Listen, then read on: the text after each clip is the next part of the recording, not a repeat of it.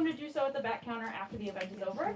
When you buy a book with us, you're supporting not only a talented author, but also your local independent bookstore. So thank you.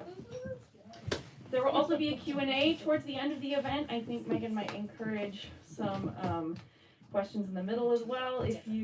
So definitely keep those in your brain for when the time comes. Our moderator this evening is Megan Kate Nelson. She's a writer and historian who grew up in Colorado and now lives outside Boston. She's the author of 4 books, including most recently Saving Yellowstone and The Three-Cornered War, a finalist for the 2021 Pulitzer Prize in History. Wow. She has also written articles for the New York Times, Washington Post, Time, The Atlantic, Slate, and Smithsonian Magazine. Thanks so much for being here. Of course. Natalia Petrzela is a historian of American politics and culture, as well as a fitness instructor. She's an associate professor of history at the New School, the author of 2 books, Classroom Wars, Language, Sex, and the Making of Modern Political Culture, and Fit Nation, which we're here for today. Host and co-producer of the Welcome to Your Fantasy and Past Present podcasts, and a frequent contributor to media outlets including the New York Times, The Atlantic, and the Washington Post. Tonight we're here to discuss her most recent book, Fit Nation, The Gains and Pains of America's Exercise Obsession. In this book, Petrzela examines the evolution of the concept of a fit body from fatness being associated with affluence in the 19th century up to the present, when exercise is considered a necessary facet of health and beauty. And she analyzes the ways in which modern exercise culture and the fitness industry has zeroed in its attention almost exclusively to wealthy white communities. I'm so excited to hear more about this book. Please join me in welcoming Megan Kate Nelson and Natalia Petrzela.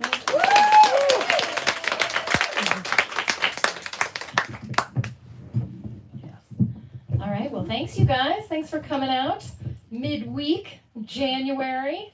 Awesome. Because you've made all that effort already, we will not be doing jumping jacks or any Don't other. speak so soon, I know, exactly. Well, maybe we will. Maybe we'll take a break in the middle. You never know what's going to happen.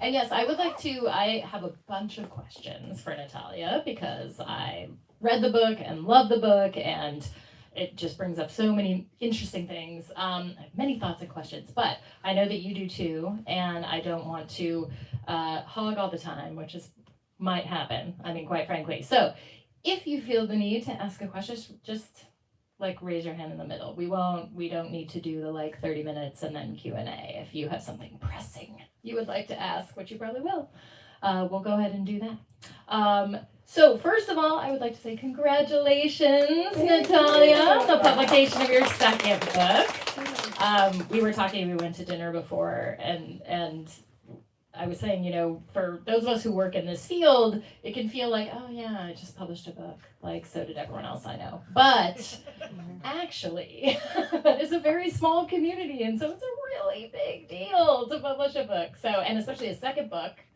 which is kind of harder to do when you don't have all the infrastructure of your advisory committee and all of that good stuff. So, yay you. Thank you. I'm Good excited. job. Good job. Okay, so first of all, because, I've read the book, but many of you maybe have not, there's this great line in the introduction that exercise is everywhere, except when it is not.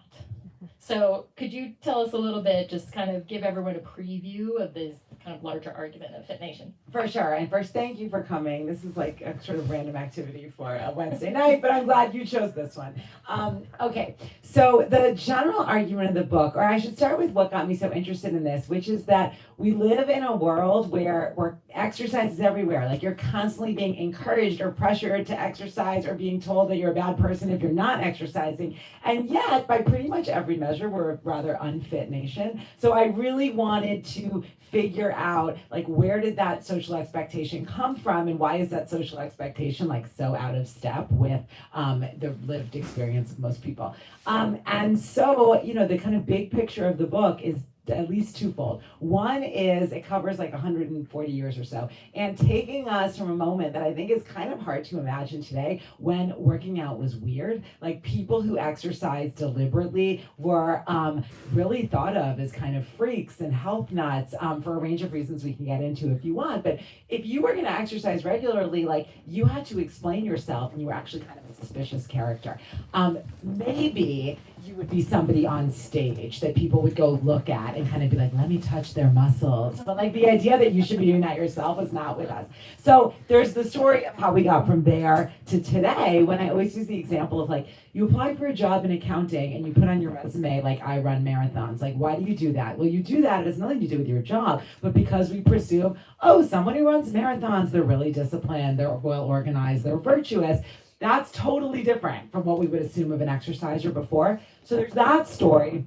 And then the second story, and it's not to give away the kind of so what, but it's also like, so, well, how did that happen? But so few people exercise. There's also a story of how this whole like exercise fascination has really been the story of the expansion of a private industry, right? That we've had these moments, and I chronicled them in here, where the federal government really does a lot to kind of sanitize the image of exercise and to be like, hey, exercising makes you a good citizen and a good person. That stuck, but there was never really that infrastructural buy-in. And so we get to a place today where we're constantly telling people to exercise if they can afford it. And that's about gym membership, but about much more than gym membership too. Awesome, yes. And there's so much kind of great detail in the book. I mean, it starts in the 1890s, and then it just kind of zooms. And I was just, it is a real page turner, I will tell you, because, and I kept waiting to get to like the 1980s and 90s, which is like my wheelhouse, where I was like, yes, Tybo, like, yes. It's in there. Yes, I know, I was so excited. I was like, the videotapes, yes. So you kind of recognize yourself in a lot of these. So, you know, one of my questions for you, I think, is like, how did you choose what to talk about? And then, were there things that you wanted to talk about but just kind of got left on the cutting room floor, you didn't have time, or they just didn't like fit into what you wanted to do? It was really hard to pick because, like you said, I mean, I'm glad you feel it's a page turner, Miss Pulitzer finalist, like, phew. So, and I think some of the reason that I hope it's a page turner to others too is because there are a lot of human stories in here. Like, there's a lot of like, oh, there's Jack LaLanne on TV, and this is how he would get people off the couch, and so I spent time developing these characters in a way, but of course that means that you dispense with a lot of people who can't get that kind of deep treatment. And so I tried to pick people who said something larger about, what I was kind of talking about, so people who kind of represented something bigger than just their own lives. And so, I mean, I think there's probably a question about this later, but Jack LaLanne is a good example of that. Some of you might remember. So Jack LaLanne was like Mr. Exercise TV, the first guy to have an exercise television show. And he's super interesting because he comes out of Muscle Beach at a time when Muscle Beach was still kind of a place where freaks hung out. Like it was original, now it's in Venice. Some of you probably can picture it. Used to be in Santa Monica. And it was in Santa Monica and got thrown out of Santa Monica because all of these conservative people in Santa Monica were like, they called them sexual athletes. They were like, these are weirdos. Like, they hang around working on their body all day. Like, this is not something we want around here. LaLanne came out of that world. He goes to these studio executives and he tries to pitch an exercise TV show, and they're like, nobody wants to see exercise on television, especially if you're asking them to do it with you. Like, nobody would ever do that. And then he's on the air for like 30 years. And so if he kind of mainstreams that. So he's someone I'm like, we got to talk about him. But then there are a lot of other folks, big people like at Muscle Beach and in other places where, they have fascinating personal stories, but I'm like, sorry, like this character kind of serves that function. Maybe volume 2 or the footnotes. There are a lot of footnotes in here of like amazing people who have deep dived into all of these figures who didn't make it in. Or some like spin-off articles. Yeah, for sure. Like, you get a piece in Slate about your like crazy calisthenics regime. Right. In this certain moment. Exactly. Yeah, it can be painful to an editing process to just leave people out, or when you're refiguring your argument and you're like, oh, well, this person just doesn't fit anymore, but you come to really love them because you get to know them. Yeah, and actually this reminds me of another story. So there's an adjacent project I'm working on right now that takes up a lot of these themes, and I got to interview this woman who I'd never talked to for the book, who's like, really, I was like, I can't believe she's not in the book. this is embarrassing. She's like somebody that you've heard of. And I'm like, this is horrible. I'm so embarrassed. I'm talking to her. And she's going to see this book. She's going to realize she's not in there. And then as she's telling her story, I'm like, there's actually someone else in here who kind of represents that narrative, who is Kathy Smith, by the way. Some of you might remember, who's iconic. But Kathy Smith's story, and you'll see if you read it, really kind of was so similar in its trajectory to this other woman that I felt bad that I didn't have her in there. But I'm also like, you as readers don't need like, and here's another example, and here's another example, right? You kind of have to pick who has the most oomph in their story, and it's hopefully a little bit representative while being unique. Well, and you just mentioned this. I'm profoundly jealous as a 19th centuryist that you get to interview people because all my people are dead and I cannot talk to them. I would like to talk to them and ask them many questions like, why didn't you write a diary with a lot of specificity? But you actually get to interview people. So, and that's part of your methodology, which is really fabulous. Can you talk a little bit about what your research process was like? Not only kind of the whole process of trying to contact people and like how you explain yourself and how you get into a room with them, and then also the other kinds of sources that you use. Yeah, so this book was really different for me than my first book. My first book covered like 10 years basically, and because it was about California, hopefully it made a bigger case about other places in the country. But it was like, I'm going into local archives, I'm going to tell the story of Anaheim, I'm going to tell the story of San Mateo. This is like exercise in America over 130 years.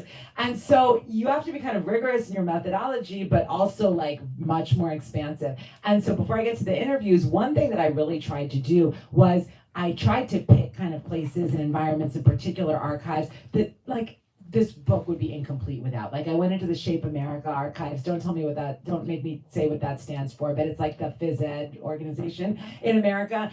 They have a lot online. It's actually in Springfield, Mass. Springfield College is an amazing phys ed school. And so I went really deep in those archives. And I looked at that, trajectory to kind of make a case about the rest of America because it was so important for PE. But then I also really, really tried hard to get into any archive I could, most of them digital at this point, and I would just type in my terms. Fitness, exercise, and I wanted to see where, like in sort of unorthodox places where these issues came up. So I was looking at all of these federal, like government records archives, and it was so interesting because particularly in the Eisenhower and Kennedy years where I spend a lot of time, there are people talking about exercise in rather not places that you would really expect. Like, this is a little in the weeds. I'm getting to the interview, I promise. These people are dead. But one thing that was really interesting, as a historian, we're always thinking like, okay, well, I want to say something new about an era. Like, I don't want to just rehash that same story. People know about phys ed, JFK, Kennedy, the challenge, all that. People also have a Cold War story about education, about the National Defense Education Act. Remember, like more technology and math, kids were going to lose the Cold War. What I learned in going into an archive that was not in the kind of fitness universe was that both of these groups were serious Cold Warriors, the people who were advocating for PE and the people who were advocating for more science and technology. They hated each other. They had no concept that like mind and body were connected. They were constantly fighting with each other, being like, the math people were like, you have these kids doing sit-ups all day, the Russians are gonna get to the moon, and we're all gonna be just doing sit-ups all day. And the other people were like, don't these pointy-headed professors understand that if we're flabby and rigid, we're also gonna lose the Cold War? That was that I've never seen written about anywhere, and that kind of came out here. But you wanted to know about interviews, so people who are alive. That began actually with like working my network of fitness people that I kind of knew from being in the fitness world. So that's where I started. And I got pretty far in that because one thing that is so interesting is like, if you're like trying to write a book about a president or a senator, like they know they're history makers and they're kind of like historically important. So they're like, talk to my press person. You talk to like somebody who sold 20 million workout videos and they're like, wait, you think this is historically important? You want to talk to me? Sure, take 3 hours of my time. I'm like, seriously? So that was really, really cool in this. And so I started with those networks, but then like any personal network, I realized, wow, a lot of these people are sort of reiterating similar stories because they're similar. similar, right? They were all in New York or they were all in Los Angeles. And so then I was like, well, I don't want to just tell the story that comes up through talking about people who share very much a similar story. A lot of them were white, a lot of them were women. And so what I started to do is like very deliberately being like, okay, but tell me about a friend who didn't fit into this. Tell me about someone who was working in the Latino community. Tell me about this. And started to kind of deliberately interrupt those networks. But that's where it started. I met people in person. I met them on Zoom. I did phone conversations. It's fun, but it's also terrifying because like those people will actually read this book. Yeah, that's right. My people can't complain. Yeah, Like, they talk back. They're not calling me. Yeah. Exactly. You also have a lot of really great visual images in the book, and well, let me just go back and say, Presidential Fitness Award was the first time I ever like did a sit up on purpose. So I just want to say, I'm sorry. yes, I just want to say, like that, I was like, oh yeah. I see there were lots of, this is the kind of book where you will be reading it, and since it comes into your own lifetime, you're just gonna be like, oh yeah, oh, yep. And that I was doing the whole thing. It was so funny. And including the fact that I had on my, because I was a runner in high school and in college, and I had on my wall, taped to my wall, a Nike ad with a feminist message. That was like the woman, like, you know, clearly early morning, like lacing up her sneakers, and I think it said something like, "I am the captain of my soul," or something like that. And so when that came up in the book too, I was like, "Oh my god!" But you had so many great visual images too, and I imagine that a lot of those you had to discard too because you couldn't include that many. Oh my gosh, I had to discard so many because they weren't of the right picture quality, or they cost $8 zillion to get permissions, or nobody knew who owned them, and the press didn't want to get sued. But yeah, the images were I was so lucky. I can't even say I really knew to negotiate this, but to have a lot of images in this book that were allowed. But yeah, it is too bad what gets left out, because a lot of these things that I got, because a lot of this history isn't really considered sort of legitimate. It's not in the National Archives. Some of it is, but it's like in someone's basement in a box. And I'm like, this isn't really a great quality snapshot of like aerobics for AIDS. And she's like, well, maybe like Bobby Sue has it in her, like basement, but it's not stuff that's like really been preserved very well. So yeah, those images were really important, but also a little bit, catch as catch can. Oh yeah, absolutely. Well, and given how important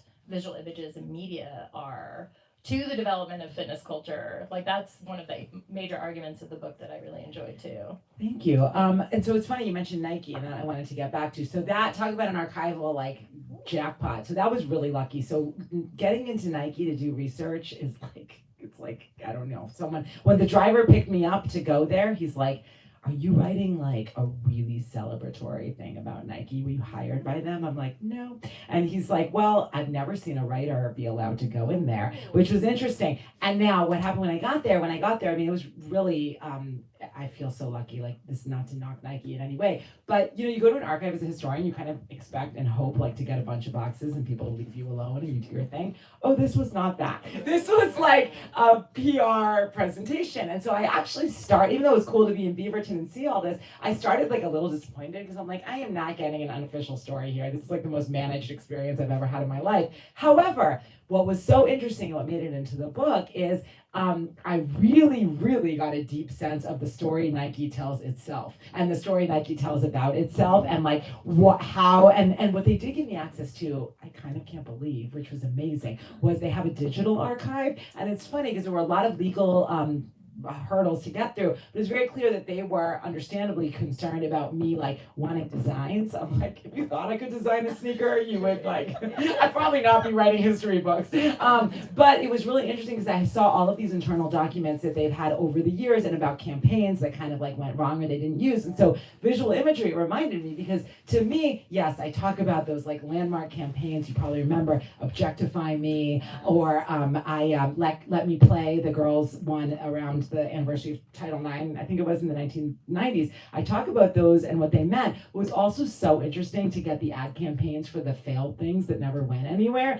And so a big story, like one of the themes in here is how sport and fitness are not the same thing and have been seen very differently and often like very hierarchically. Nike is such an amazing story of that, because starts as this sports brand, running brand. They do so much actually to really move the needle on women's running. They're advocating to the International Olympic Committee to extend the distances for what women are allowed to run. They're selling shoes and apparel to women when nobody else thought it was worth it. But then, and I actually, I don't want to say that because it might not be true, but so then in the 1980s, there were a bunch of female sales reps, and they were saying, there's this like group fitness thing. There are all these like dance cardio studios, like women are lining up, like we should make sneakers for them. And what is reported in there is that the kind of higher ups were like, that is something that like fat ladies do in California. Like we make apparel for athletes, not for whatever the hell that is. And that they totally missed the boat. Reebok, Avia, Reebok made the freestyle sneaker. Like they got that, and they've come around. But it was super interesting. And one of the things I chronicle in there is like they realized they missed. That story in itself is interesting. But then they realized they missed the boat, and the attempts to get back on are like so awkward and cringe. Like they hire Madonna as a spokeswoman. And she's like, wait, it's not the primary Nike brand. And she like backs out immediately. They have a Nike brand called Side One or Side Out or something, but it's like really poorly made. And it's supposed to be aerobic sneakers. They fall apart. So there's a lot. I think it's interesting in there. One of the pictures I have is of the men's aerobic shoe, which is this like Mad Max, like super macho. It's like, you might do aerobics, but you're still macho is basically the vibe. It's just very funny. So yeah, that's an image I really enjoyed and that they let me use. So kudos to Nike for letting me in. Yeah. It's amazing. That's amazing. I can't believe they let you in there at all. It was incredible. It was quite an experience. Yes. So, I mean, I love this question because someone asked me this question once, and I think it's a really nice way to think about a book. Like we often talk a lot about arguments and about where does this book fit in the field and all of that, but instead I like to think about like who or what is the heart of the book. Like to you, like what is that central figure who readers are really gonna like grab onto and want to follow and are like deeply invested in? That's a good question. That baby back there is a central character. I love it. I talked about Lelaine a little bit. I think he's a really important figure.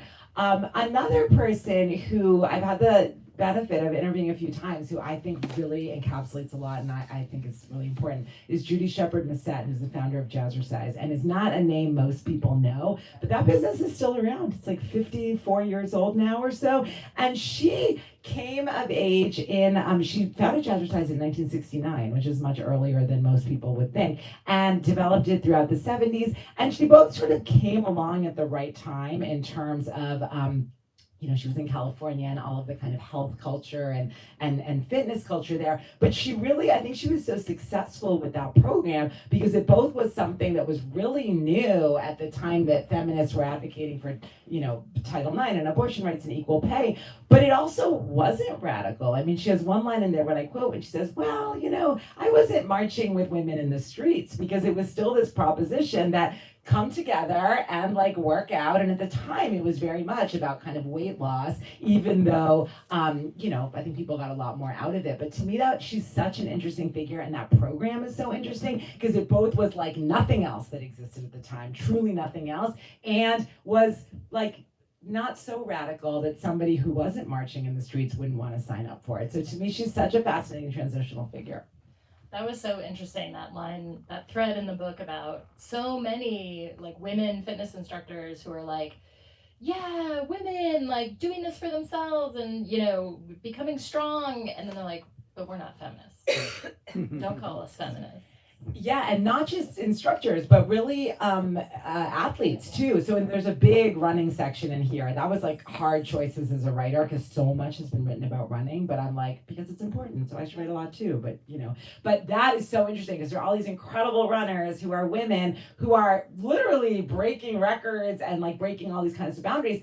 And quite a few of them are actually quite resentful of being claimed by feminists and are like, I am just doing this for me. Like, stop attaching me to some political cause. I just want to run. And some of them change their tune later on. But I think it actually is not an accident that their realm is kind of fitness and sport, and a very individualistic one because they're seeing it through that lens. So that's really interesting too, because often I think that history is kind of erased and they're subsumed into, oh, and there were all these causes and also these women. But a lot of them are like deeply, resistant at that moment. Yeah.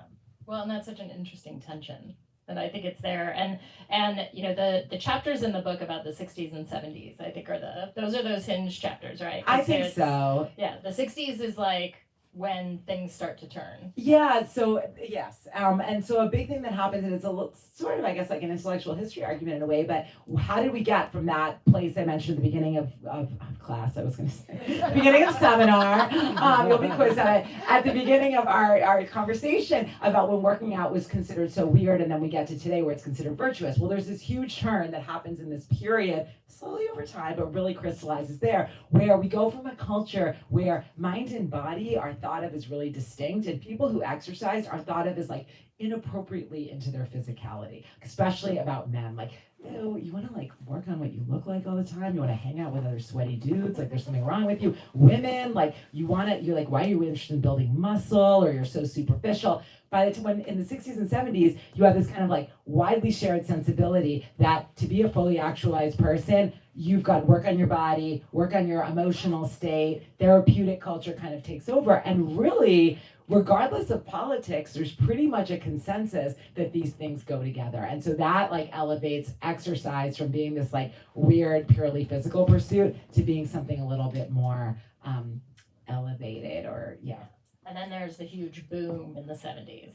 Yeah, and that is due to some sort of metaphysical, philosophical reasons, like what I'm talking about, but it's also really due to a change in the science, which is that cardio was discovered. So there's this incredible book in 1968 called Aerobics, but not Jane Fonda, she's coming, and it basically says, hey, you've all got it wrong. You've thought exercise is weightlifting and calisthenics, that's wrong. The real thing you need to worry about is your heart, and everybody should be walking, jogging, running, swimming. That is like life-changing in terms of our culture and like who's expected to exercise. So yeah, that's a big piece of it too. I think you need to get in a room with Jane, because Jane just had, like, I don't know if anyone's seen this, but she's got a deal now with H&M where she's doing like athleisure for the older crowd. And like she's on like an exercise bike, like really jamming on an exercise bike. I was like, you've had a hip replacement. Like, oh my God. Like, how are you doing that?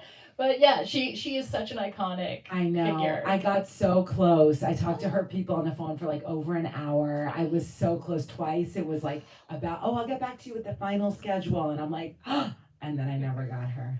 But I think we need to like all DM her. Does anyone on know her? Instagram. Yeah. I really tried. You really need to talk to me. She's the one. There are two. You didn't ask me about regrets. There are two regrets I have about this. I didn't get to interview her. And also, there's this amazing place at University of Texas Austin called the it's called the Stark Center. I think it's the Stark Center, right? Which is this incredible physical culture collection. And I was supposed to go, and then the pandemic happened. So I used a lot of their online collections. And the founder, Jan Todd, who's like was a powerlifter herself, has a lot of great writing that I read, but I didn't get to go there. Those are my two laments. So don't go say that on Goodreads, anyone. But that's what I wish was. That's what I wish was in there. Yeah.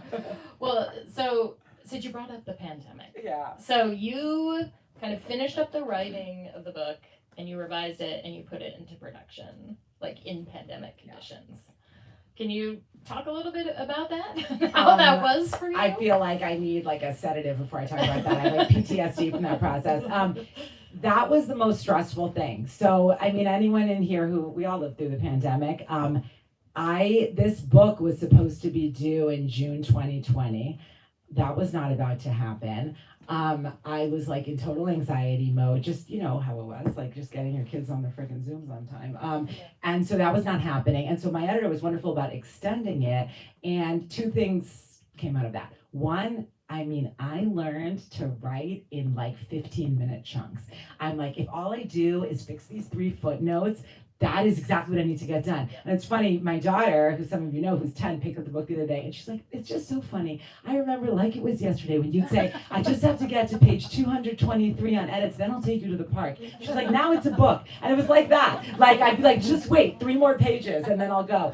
So I really learned how to do that. And there's so much of this book, I'm like, I wrote that in the bleachers at hockey. I wrote that like really on my phone and then copied it in. So that was part from the process. But then I am, not everything happens for a reason, a phrase which is annoying, but in this case I think applies. Because how dated would this book have seemed if it didn't have the pandemic chapter in it? I mean, it would be I would die. I wouldn't die, but Yeah. I would be very disappointed if I didn't get to write about the pandemic and closing parks and recreation sites and pools being the last to open and the Pelotonization of fitness and all of these things. Like I think the last edits I was really able to do, it was already summer 21. So like I even added things almost at the beginning of this year, I think. So not 23, but well into 22. So yeah, I really got to talk about the pandemic, return to in-person exercise, some of the digital fitness stuff. So I am ultimately grateful for what was incredibly stressful. Obviously, because it was a pandemic, my book was not the central drama of this period, but you asked, so Yeah. Well, no, absolutely, yeah. So spoiler alert. The book ends pretty much like mid-pandemic, or as we're coming out of it and things are starting to open a little bit, or kind of making our way through the next phase of it. Was that also like a kind of pivotal moment for you that changed?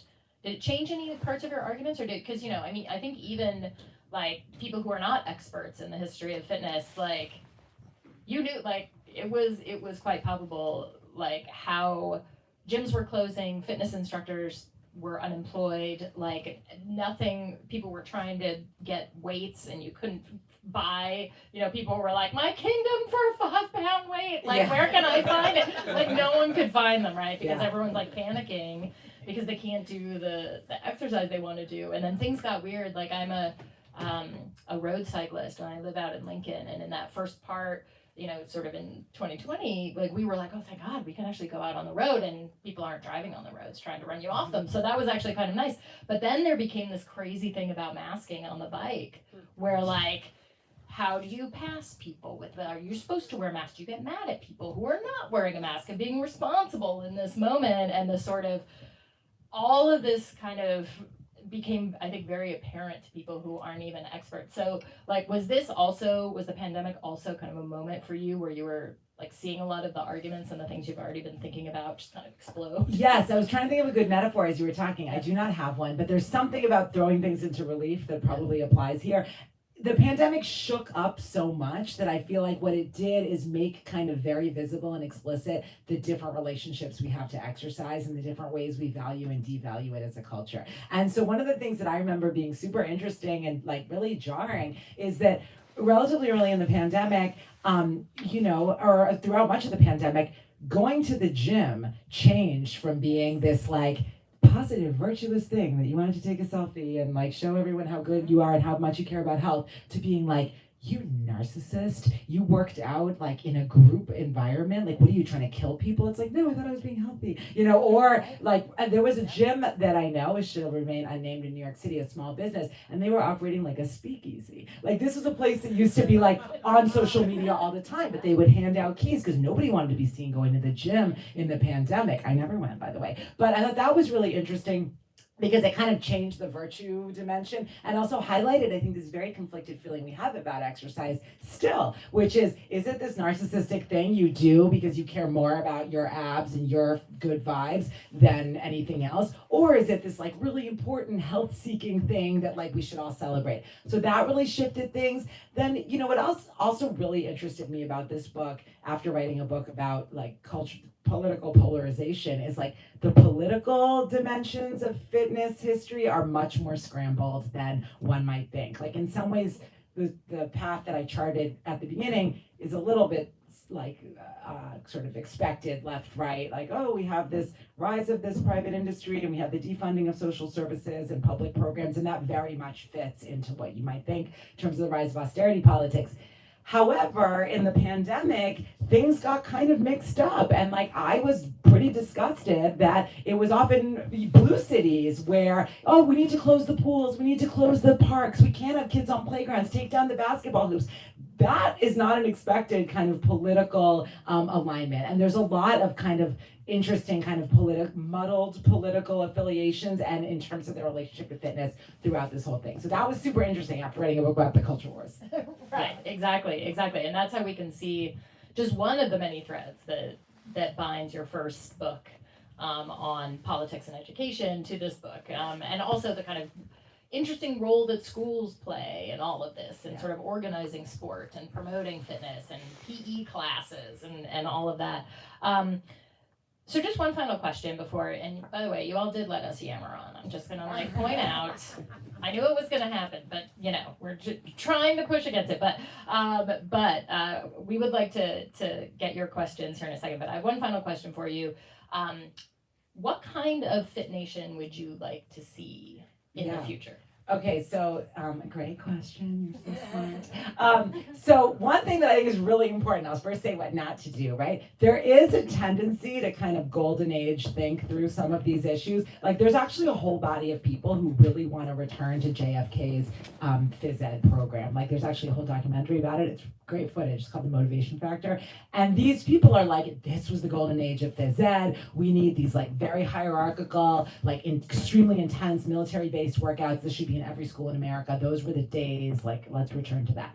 And I'm like, yeah, people were really traumatized by that experience. Like, I don't know if we should return to that. So I think, I mean, most people in this room, if you read like 3 pages of this book, you know I'm a huge exercise booster. So I actually am pro more exercise for more people. But I think it's so important that we have a world where people can exercise on their own terms, where it's not just being able to pay a lot of money for classes that gives you a range of options to do that's something that brings you joy and lets you find community and lets you pursue health. It would not be a win to have an environment where everybody has to do 40 push-ups in the morning because that's like what's required. I don't think that's right, but I think this world where we move past just saying exercise is good and people who exercise are good and we actually make it a right of citizenship rather than a privilege for who could afford it, to me that's like the gold standard.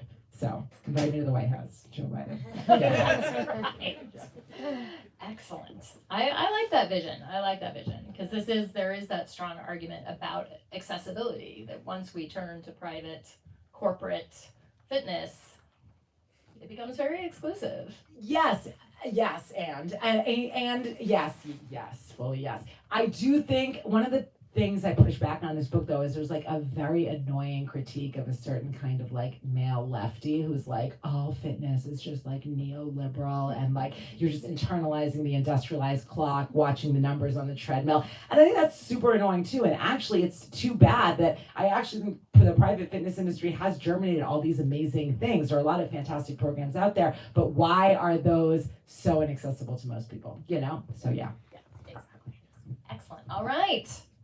Questions from the audience. Oh, right down. Right there. Here we go. Can you expand on the question of fitness being a white woman's thing and any reaction to that argument in the book? Absolutely. So one of the things that's interesting, I talked a little bit about early on in the 20th century and really, I mean, persisting in some ways well into the 1970s, like all of the barriers that men faced and kind of like seeing like exercise as being normal.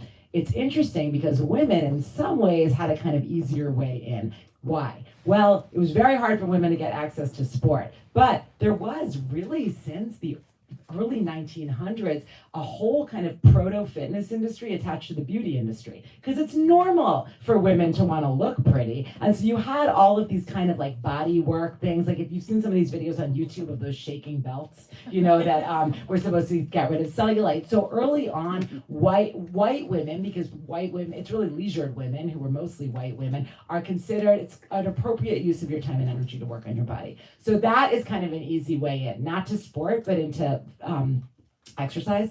There is a kind of more controversial set of origins to that, which I think was very, very prevalent in the early 20th century, which was that, you know, I read these sources by these early enthusiasts who were saying, it's like 1902, 3, I'm thinking of a guy named Bernard McFadden who was very influential, and he says like, you know, white women should get rid of their corsets. He doesn't say white at that point. Women should get rid of their corsets. They should start lifting weights. And I'm like, this is amazing. And then I keep reading, and he's basically saying white women should do this because all of these darker races are reproducing at a higher rate, and white women need to strengthen their bodies or we're going to have race suicide. And that was a pretty popular way of thinking at the time. So that would be like an interesting origin story. But then I would say like up through today, I mean, really the more contemporary history of exercise is one of much more expansion, that spaces where only women and more white women, because they're private spaces you need money to participate in, have become places that I think are much more diverse, both in terms of, certainly in terms of gender,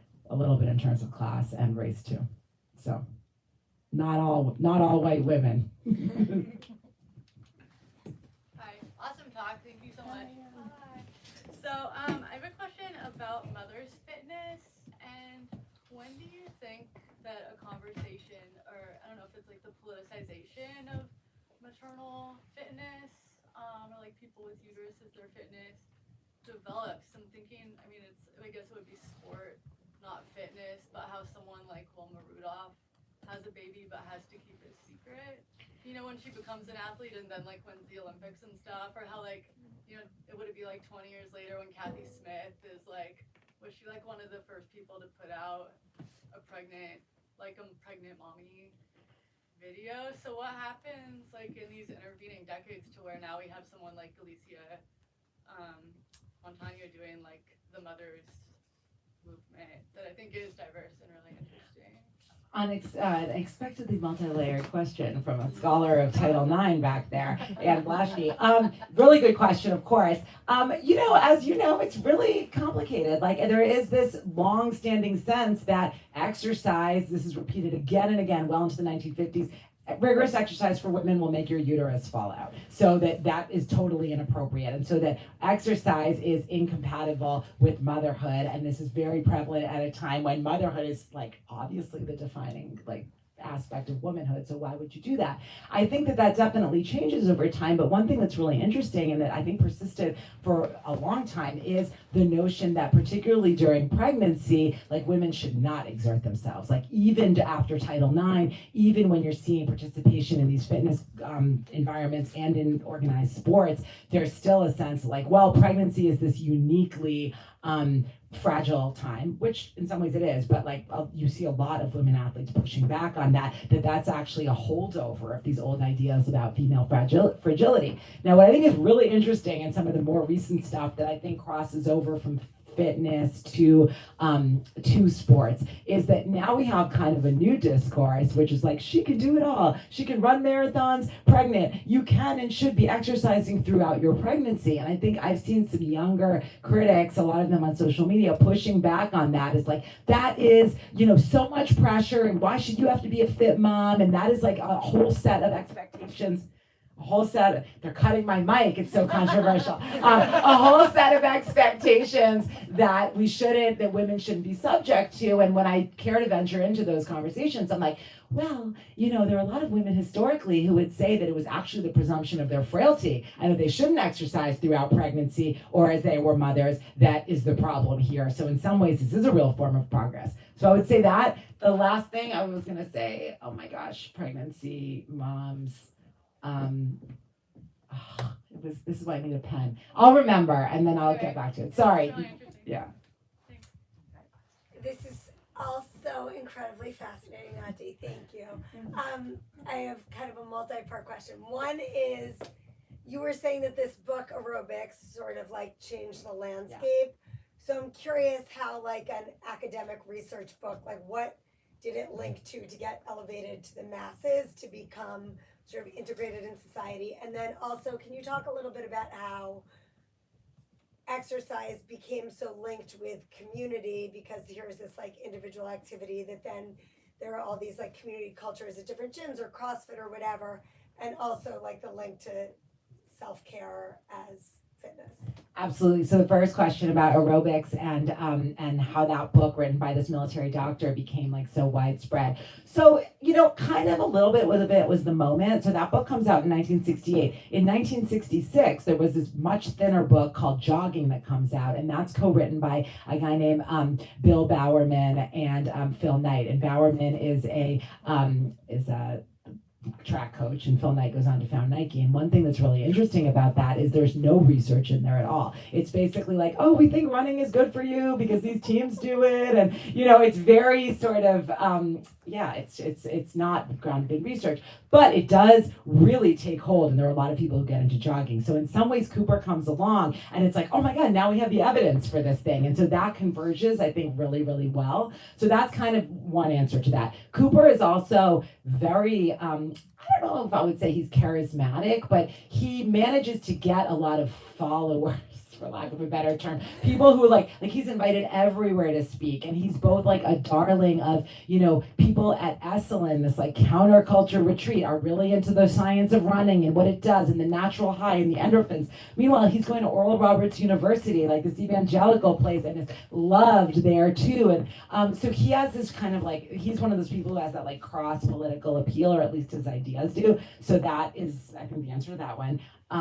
Community and exercise, right? We asked about like how people, we were talking about women a lot, but I think like actually a great example of what Rebecca's asking about, of like how gyms as individual exercise become places for community.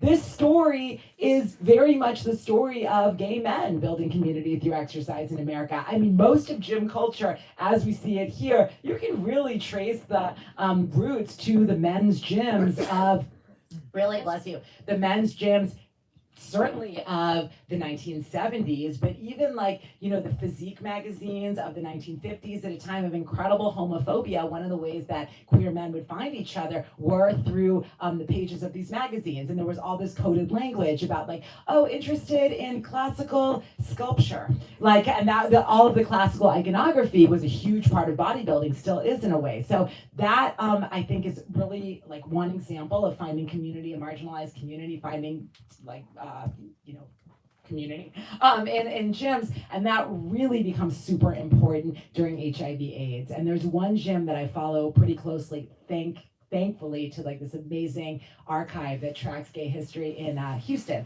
And it's a gym where it's really interesting. Before AIDS really hits in Houston, they're like, we're a gym for everybody. Everybody should come work out here. And they're really trying to get away from like, we're a place for cruising, and they're trying to be very sort of like wholesome. HIV/AIDS hits, you have much more homophobia in the city, like very intense homophobia. And these gyms kind of close ranks a little bit, and they become really places where they have medical seminars, where they have mutual aid societies, where it's a gym, but it's just really the kind of center of a community that is completely under assault in so many ways. And so I think that is a really good example, and also one I really bristle when people are like, oh, cute, a book about the gym. And I'm like, yes, there's like leg warmers and fun stuff. But actually, it's been this really important site for a lot of people to kind of find incredibly meaningful forms of community. I think we still see that today. The self-care, last thing, is just such a good question. The self-care discourse, I think, since 2016 has really taken on, in some ways, a more politically important cast. Like, I think I would say before 2016, there was a lot of like, this is like just goop, and this is just like a kind of like nice rhetorical cover for like harmless but silly kinds of forms of personal enjoyment. But I would say, especially since 2016 and Trump becoming president, which happened in 2016, I think that these kind of places to build bodily strength and community have taken on a kind of more political cast. And so we've seen that emerge again. Sorry, I'm like calling out. I'm fascinated that you haven't mentioned mental health and the trend. Is that a more recent link between exercise and mental health, or is that predate? Another great question. It is, I mean, recent for a historian. That's recent, like the 1960s or 50s or 60s. Like I was saying early on, it is considered that not only is working out purely physical, there might be something a little wrong in your head if you spend too much time exercising, because it's like a sign of sort of deviance, and there's a lot of that. Once you start getting a broader culture that's more kind of invested and okay with this therapeutic approach to life, all these self-help books come out in the 1950s and 60s that are not like weirdo hippie tracts. This is like Norman Vincent Peale, The Power of Positive Thinking. That gets really taken up by fitness entrepreneurs. And so you start seeing both like, working on your body is about working on who you are as a person and that kind of selfhood. And then I would say, I mean, there are a bunch of ways that this takes shape, but I think the 1990s and the kind of entrance of yoga into gym environments is enormous in terms of like that bigger, like holistic mental health aspect being a part of exercise discourse. I think that's a big turning point. And then also maybe after 9/11 too, there's a lot of focus on healing and self-care, and you start hearing that mental health and a lot more in fitness contests. Huge center stage, I feel like, in the pandemic too. Absolutely, yeah, right. And most recently, of course, in the pandemic. Yeah, absolutely. Yeah, I was gonna say exactly that, piggybacking up your mental health question. I didn't really put that piece together with exercise until 2020 and lockdown.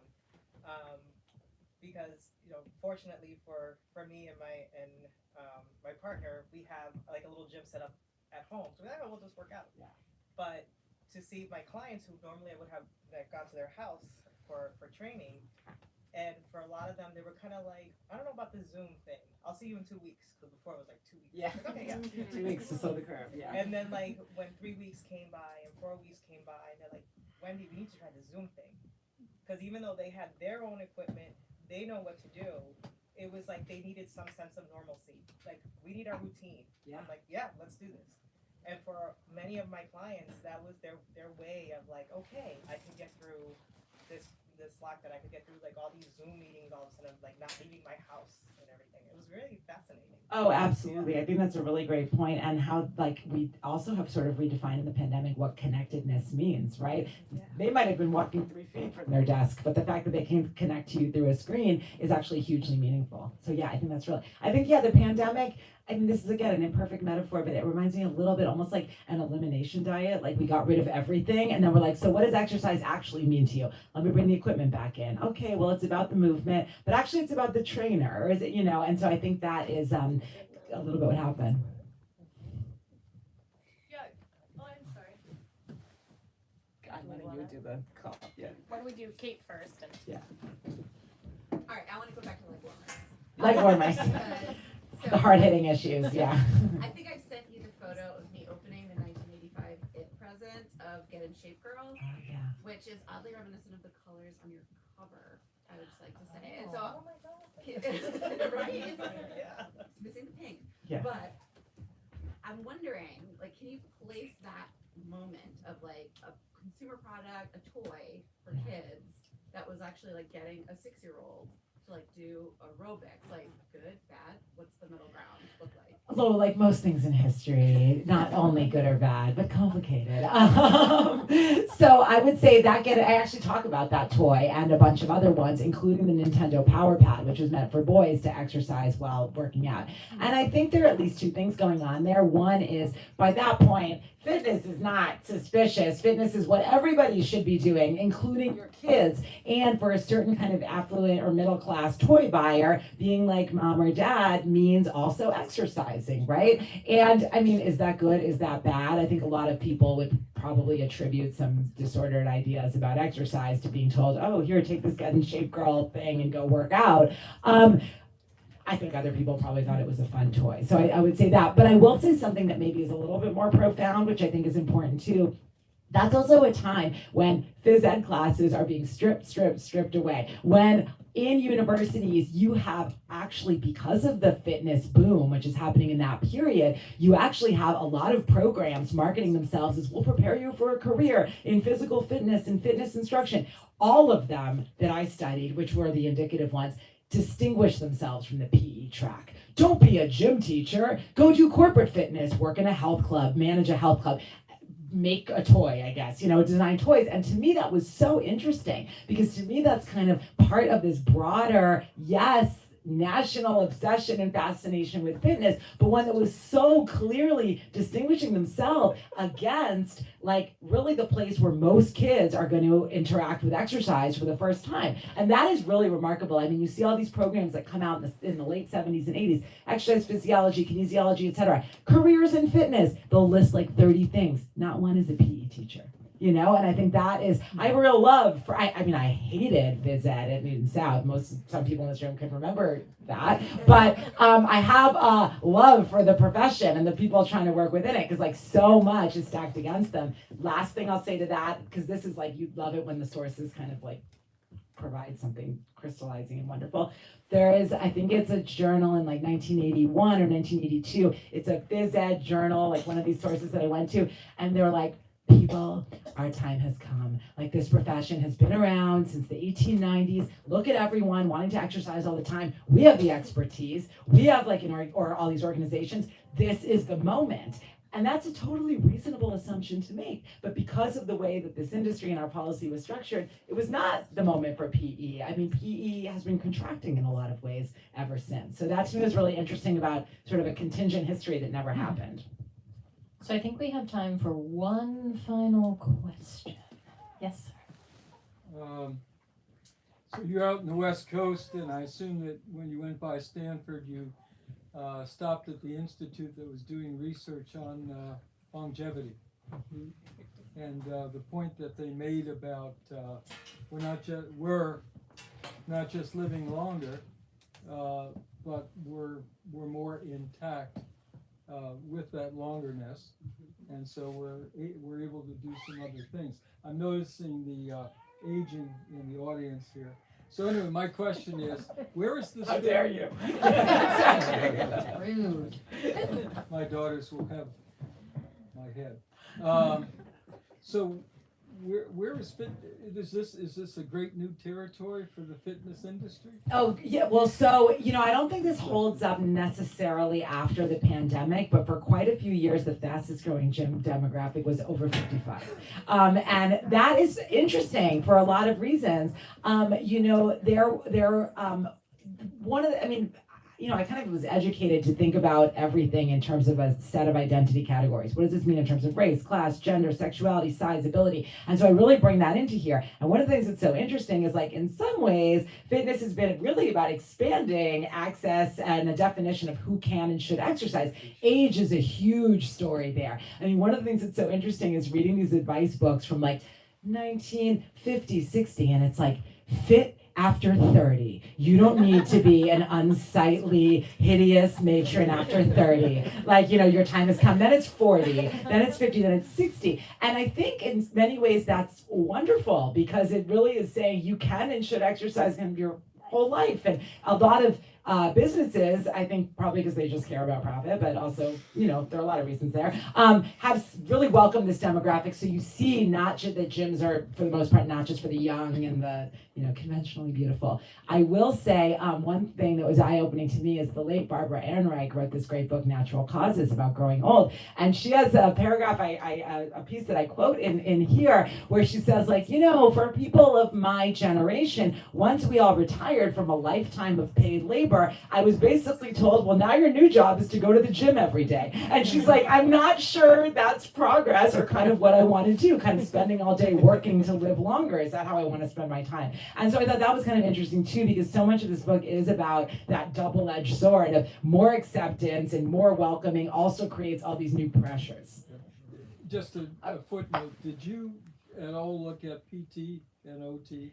Not really. I tried it because I was circumscribing what I could do, so not so much. Because that's not just a sort of sub-industry, but the relationship with our very best friends, Hancock and Prudential, and all the insurance vultures about what they will allow and what they won't.